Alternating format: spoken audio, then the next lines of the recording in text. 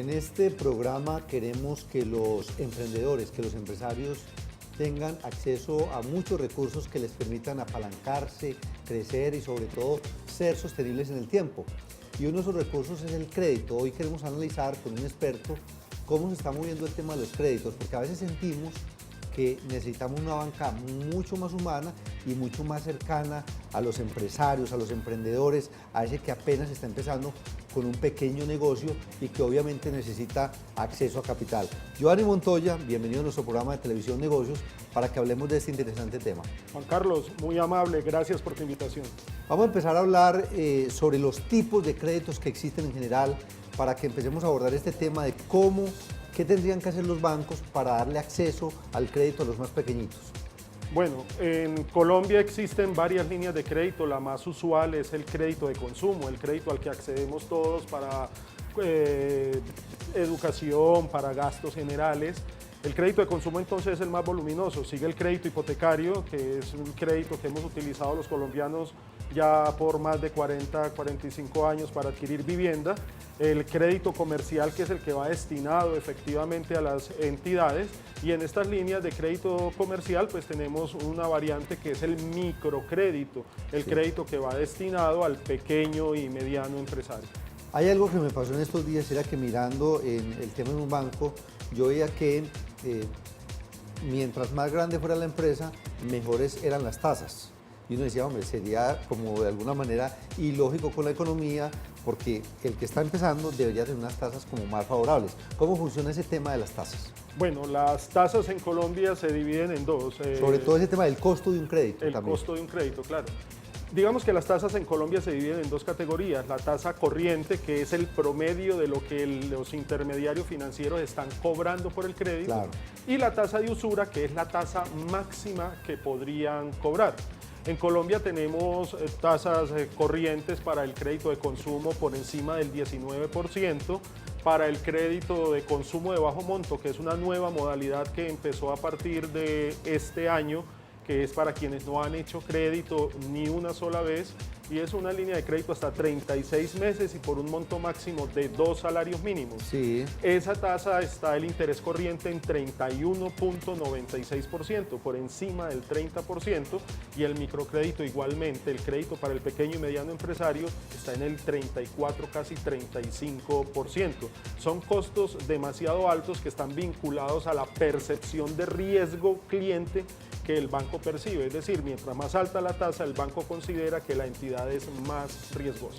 Y aquí estamos viendo la bicicleta, y uno dice, la bicicleta sería como el incremento en los salarios. Claro, pensemos en algo muy simple, también vemos un cohete, ¿cierto? Sí. Y entonces ese cohete nos está diciendo que mientras un crédito avanza vertiginosamente a tasas de más del 30%, Sí. el salario con el que se paga ese recurso va en bicicleta con un crecimiento del 4.6%. Podríamos pensar también que si se trata de un crédito empresarial, tendríamos que decir que los ingresos tendrían que crecer a una tasa muy alta para atender el crecimiento del costo del capital, específicamente del costo de los recursos externos. Giovanni, ¿por qué las tasas en Colombia son tan altas? Y aquí vamos a ver este gráfico al fondo para que usted nos explique cómo funciona eso. Bueno, muy bien. En Colombia se liga el valor de la tasa, se liga a la morosidad de la cartera, es decir, cuando esa morosidad de la cartera aumenta, se dice, el cliente es más riesgoso. Sí. Si nosotros nos fijamos, la cartera de menor costo es la cartera de vivienda. Sí. Esa cartera de vivienda pues tiene también una morosidad muy baja, 2.14%. La cartera comercial también es bastante baja, pero cuando empezamos y nos vamos al crédito de consumo, allí vemos ya un incremento del 4%. Y la del microcrédito, 7.45% estamos viendo ahí. Pero entonces allí hay una pregunta, Juan, y es la siguiente. Tenemos cartera de microcrédito con una morosidad del 7.45. ¿Justifica una morosidad del 7.45 un incremento de tasas, que tenemos tasa de usura por encima del 50%? Esa sería la pregunta a resolver, ¿no? ¿Y existen costos diferentes de las tasas de interés? Claro, cuando una entidad contrata un crédito y, por ejemplo, tiene que constituir garantías reales, entonces allí hay unos avalúos, unos gastos de constitución de esa garantía. Muchas veces los créditos, el otorgamiento del crédito se liga al uso de unos paquetes de productos de unos portafolios, y esos portafolios también tienen unos costos adicionales, de suerte que cuando sumas todos esos costos y los metes en un flujo de caja, el crédito, el costo final de ese recurso termina siendo mucho mayor que el que nominalmente aparece. Giovanni, pero a veces uno se da cuenta de que hay unas instituciones del Estado, por ejemplo, banca a veces inclusive de segundo piso, que tiene créditos para emprendedores, pero que además uno puede acceder a ellos a través de los bancos tradicionales. ¿Cómo funciona esa parte? Bueno, el gobierno colombiano, a través de su política sectorial, impulsa a algunos sectores específicos de la economía, algunas actividades específicas. Entonces dispone de una serie de recursos.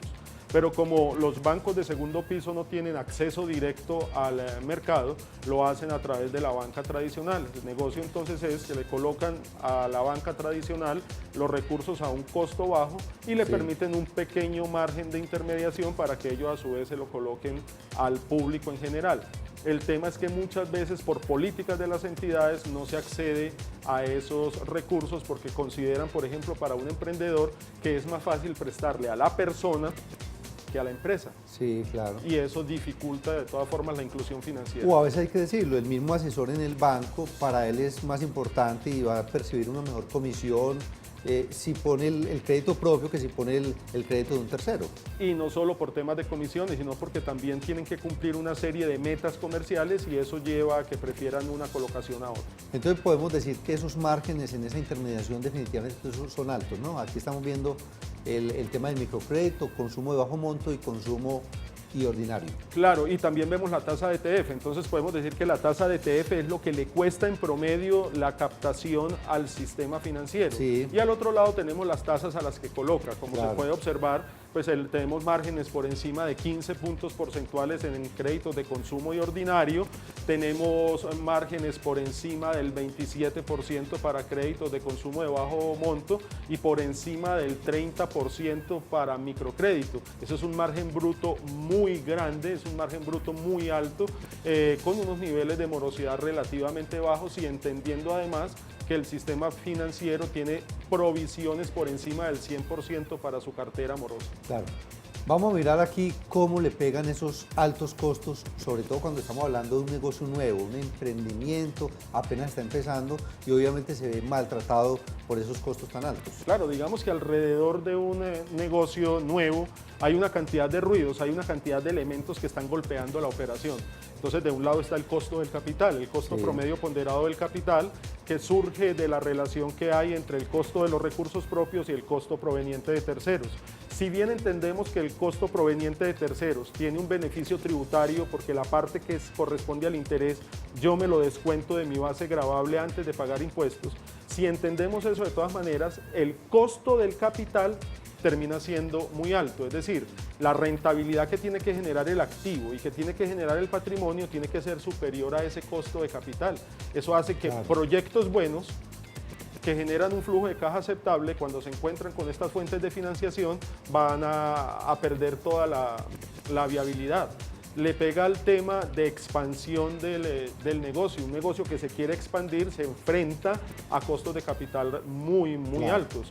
Y por último, podríamos decir que le pega todo el tema de riesgo operacional. Se hace más riesgoso que negocios costosos, negocios con recursos costosos puedan operar en el tiempo. Vamos entonces rápidamente a explicar cuáles son esas métricas entonces del sistema financiero. Bueno, en las métricas del sistema financiero, al sistema financiero colombiano le ha ido bien, ha tenido resultados interesantes. Entonces tenemos que la banca nacional ha tenido un crecimiento de activos de 7,03%, la banca extranjera del 34% y sus utilidades han crecido del 16 y 33% respectivamente, un crecimiento de utilidades muy grande, una utilidad sobre el patrimonio del 12%. Yo creo, Giovanni, que la gran conclusión es, señores de la banca, señores del sistema financiero, hay que apoyar temas como el del emprendimiento que genera progreso, desarrollo, felicidad para muchas familias, empleo, nos ayuda a mejorar el Producto Interno Bruto. Entonces hay que apostarle a eso. Yo creo que los bancos tienen que hacer el ejercicio. Obviamente sabemos que es un negocio interesante, pero de todas maneras hay que privilegiar de alguna manera a quienes están haciendo el esfuerzo de emprender. Ese sería como el llamado principal que queremos hacer desde negocios. Indudablemente, las métricas no deben ser solamente financieras, el cálculo no debe ser solo en términos de rentabilidad económica, sino de rentabilidad social. Giovanni, muchísimas gracias. Este es Negocios, ya regresamos.